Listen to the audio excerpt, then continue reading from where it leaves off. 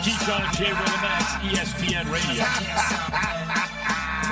I have an analogy for you guys on this series, Nuggets-Lakers. No one's going to see it this way because Jokic is considered a center, right? And LeBron is old and hurt right now. But this is a matchup of the two highest, to me, IQ guys. Passing IQ, see the floor, make all your teammates better. When you say a one-man offense, like who's the greatest one-man offense, you think it's LeBron all time, but it's Jokic right now.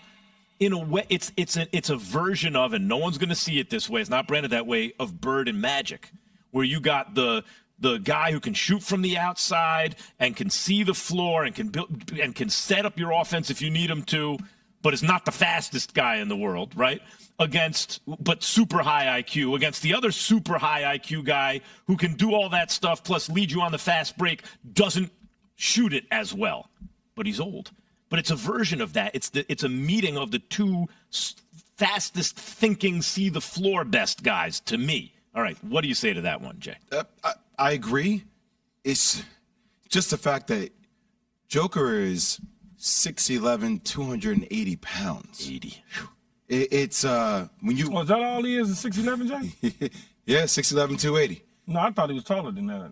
But it's when you watch him in AD, you're like, all right, AD is a tad bit taller, but just the Joker is not the fastest individual, but it's nonstop movement.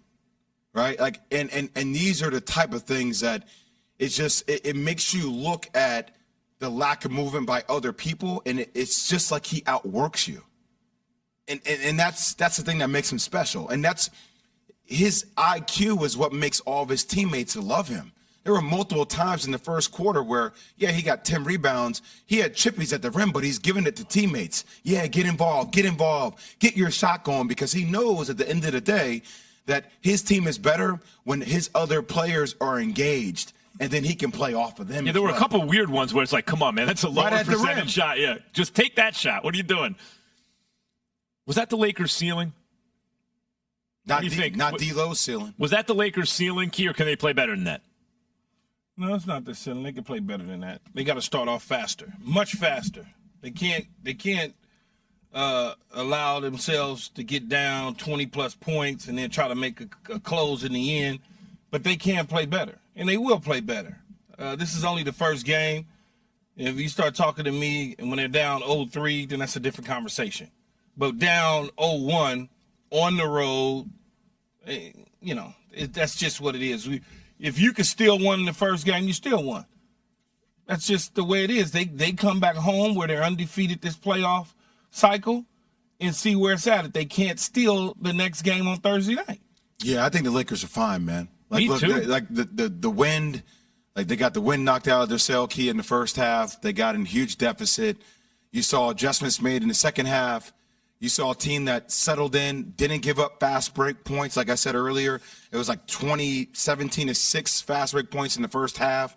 They played with a sense of urgency. They actually matched the effort of Denver in the second half. You actually can make the case that probably out of all the playoff games, that was the worst defensive effort you saw from the Lakers in the first half. The worst. Yeah, right. And they bounced back in the second half. Transition defense was awful. They looked sluggish. They looked like the altitude was affecting them. They looked flat-footed, unprepared. That's what I'm saying. I'm a Lakers fan. I wouldn't say as a Lakers fan, I'm encouraged this morning. No, they wasn't unprepared. No, but I mean unprepared for the moment. I don't mean they didn't know what they're doing. I mean like you got to be on your toe. You got to be. They just look flat-footed to me. They look like they got caught flat-footed early, but that's what it's like in boxing. You'll see it a lot of times. One guy tests another guy to see if he's real, right? And in the middle rounds, if he's beating him up, a lot of times the other guy gives in. There was no give in the Lakers. There was no give. They could have won. One possession. The fact that LeBron James, I don't care if it's a bad shot, the fact that there was a chance to tie that game, what was it left? A minute and a half left in the game? Was ridiculous. Should have been a 40-point loss the way it was going, right? But by the way, though, Max, like in a lot of NBA games, teams that are up 20, 25, like the percentage chances are higher that the team losing comes back and wins those games. Like it's funny. It's almost like it's like a facade. You see games where a team's up 20. Like I see it every night. Like, oh, this team's up 25 in the first half, and I'm like, man, guys about to lose by 10, 15. Tendency to take your foot off the gas, adjustments made at halftime. Don't let any of that stuff. But it's like 2-minute offense at the end of a game. It's like 2-minute offense in basketball when you have you're up by a lot. Teams start to push the ball down the court, shooting threes, making their threes. Now all of a sudden those deficits are cut in half, and then they cut into a quarter. Then you look up and they go back and forward, Jay. It's just like 2-minute offense when you are down so much in football. Now all of a sudden you look up, boom, boom, they're throwing the ball everywhere. Now you're only down by a field goal. But there's, we've all experienced this watching the NBA through the years. Like, no lead feels safe, and leads can evaporate quickly. But I think that's partly confirmation bias, because when you look at the numbers, if you're down 5 or more than 5 with fewer than 5 minutes left in the game, you're highly likely to lose the game. Think about that. It doesn't feel that way, right? It's like, no, that's anyone's game. If you're down 6 points with 4.5 minutes left, you're very likely to lose the game across the league, right? So when you're down 25 in the third quarter, on the road against the best team in the league, a team that you and others have picked to win the whole thing, right? Against the best player in the game at the moment, who's having an all-time night, against a team where everyone's hitting shots, and you looked sluggish in the first half, to have a shot to win. Okay, listen, if that's not the Lakers ceiling, and I don't think any of us think it is, do you have any concern for the number of minutes Jokic is playing, for the usage? 0. That's how Jokic has played the whole year. That's the first question that I got asked when I came into the studio. Like, if you look at it, Jokic played 42 minutes. I'm like, okay. But Jokic always plays minutes. Like, that's the reason why he's won MVP awards. Like, he got it for his durability. He got it for the fact that he does play these type of minutes in games, and it doesn't bother him. I mean, he moves at his own pace, but his pace never stops moving. Like, think about that for a second. I'll say it again. He moves at his own pace, but his pace never stops moving. You can't say that about a lot of guys. It's like smooth, kind of efficient. There were multiple times where they were bringing the ball down the court in the first half, and you just saw it. I mean, granted, it's the altitude, but like AD had his hands on his knee, was like, Jay, saw Jokic. This is his court. This is his team, right? So they increased his minutes slightly in the postseason so far. Regular season, he was only averaging about 33, 34 minutes a game, and now they've increased it. So I'm not for them. If that's what they feel he could continue to do it, then continue to do it. Play him every damn minute. I hope you play every minute. Yeah, Key, here's the analogy for me.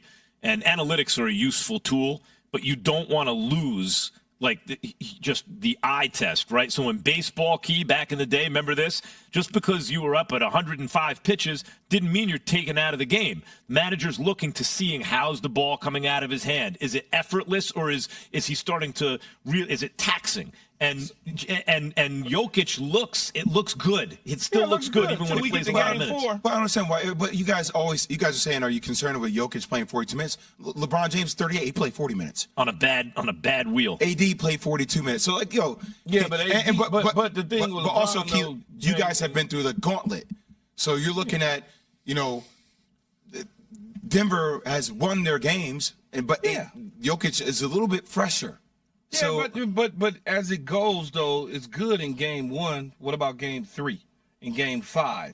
That's when you may see some fatigue set in. His minutes in regular season, he only played about 33.5 minutes, Jay, on average. Okay. So you increase because they were up big in a lot of games. But regular season, LeBron James only played 35 minutes. But you're increasing that, and LeBron looked like he is in more shape. No, see, this is where you're wrong. This is where I'm going to debunk it. I know I'm going to debunk it for everybody, because there are times I see. Don't get confused with minutes. Like, AD jogs down the court, so he's logging more minutes, but some of those minutes he's jogging down the court. That could be to a deficit for your team. He's relaxing 8 of those minutes. So it's like it all depends on how minutes. you look at the details of the minutes now. Right. Give him some half minutes for that. Okay? Adam Silver reacted to the Ja Morant video, and people want to talk Nuggets Lakers. 888-SAY-ESPN. And the rights to Wembanyama, the generational prospect in the draft lottery, went too. We're going to get into it all coming up.